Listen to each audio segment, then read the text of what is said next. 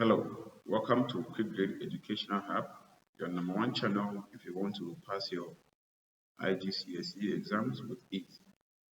Now, today we are still looking at research methods, and our focus is still on analyzing or interpreting quantitative and qualitative data sources. Now, the main focus today is going to be the command word explain. You know that in research method, when they give you a source to work with, I, and then I, they normally use the command word explain. And I've realized that most of the times, a lot of students give the reason without explanation because they find it difficult to explain the reason that they've identified from the source. And so today I'm going to help you to know how you can explain your reasons. Now, if you look at this source, it is a qualitative data source. And we come to the first question.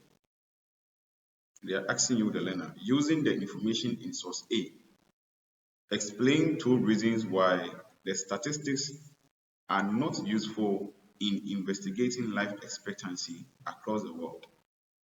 So if you look at the data, you have to identify why you think that it is not useful in explaining life expectancy across the world. One, we can talk about the fact that the data here is adapted from our world in data. Two, they only selected 6 countries out of the number of countries that we have in those world. And so these are the few things that you can identify. It's also a quantitative data.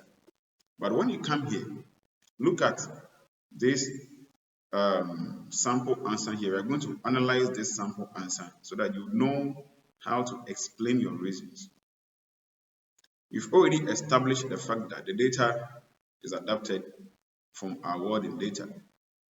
And so if you look at the first reason of this candidate, the source has been adapted.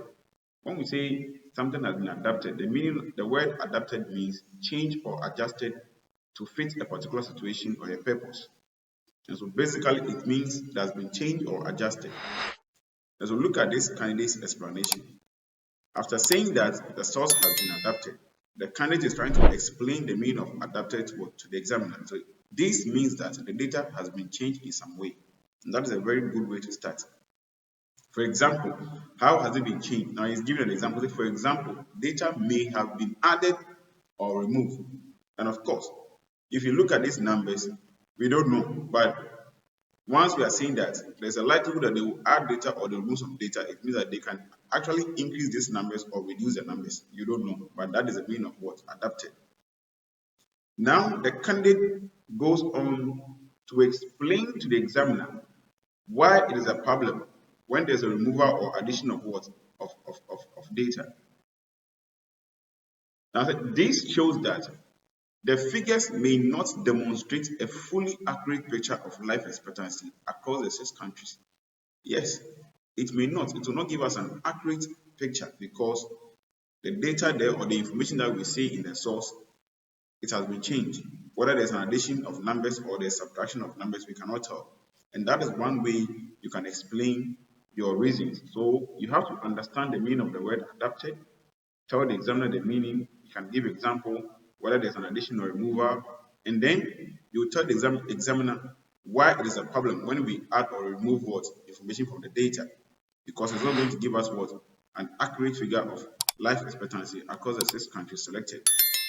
In the same way, if you look at this example, because I also mentioned that they selected 6 countries, which is a problem. Why is it a problem? Now let's look at this sample answer here. Only data from 6 countries are shown. 6 countries are too small a number to represent all countries around the world, and that is true. How can you use data from 6 countries to, generalize life expectancy issues across the globe? What about data from America? What about Japan, South Africa? What about all the other countries that we have in the world? So 6 countries are too small a number to represent all countries around the world. Therefore, and this is where you have to use the sociological terms, therefore, it is unrepresentative. Why is it unrepresentative? Because you've neglected some countries. What about the other countries that we are not talking about their data in this analysis? What about US? What about UK? What about Ghana? What about other countries? You have to look at it. That is what we are talking about. So once you've neglected some countries, we are saying that it is very unrepresentative and researchers cannot generalize from the results. And so how do you use 6 countries, data from 6 countries, to generalize life expectancy issues across the world or across the globe? That is a problem. So you see, the candidate here is trying to let the examiner know that data from 6 countries, only 6 countries, is a problem because 1, it is unrepresentative. 2, you cannot generalize. 2, it is too small. So you have to look at it. And so that is how you have to what? Analyze or explain reasons. Look at your reason and then try to what? Explain it so that expand it for the examiner to understand why or why is it a problem. That is how you approach the questions. And so this is where I will end my lesson today. In my next video, I am going to explain to you some do's and don'ts when you are answering sociology questions, and then I will also break down the last question on the research method, the research report. How do you write a research report? How do you justify your research methods, whether it is quantitative or qualitative, your sampling techniques, and then we look at your secondary data source. How do you justify them? So don't forget to subscribe to the channel and then share the videos for other people to get access. And then I'll see you in my next video.